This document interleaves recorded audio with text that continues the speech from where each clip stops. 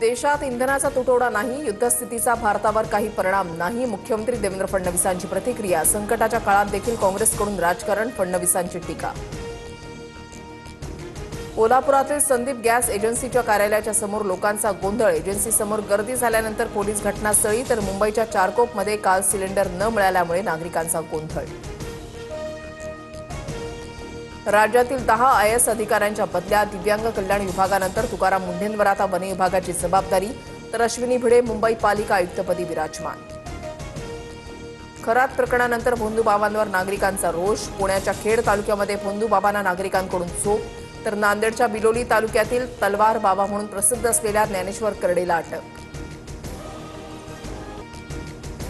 राज्यभरात वादळी वारा, गारपिटीसह अवकाळी पावसाचा धुमाकूळ. जळगाव, धुळे आणि छत्रपती संभाजीनगरमध्ये पिका आडवी, घरांचंही मोठं नुकसान. शासनानं तातडीनं पंचनामे करून मदत देण्याची मागणी.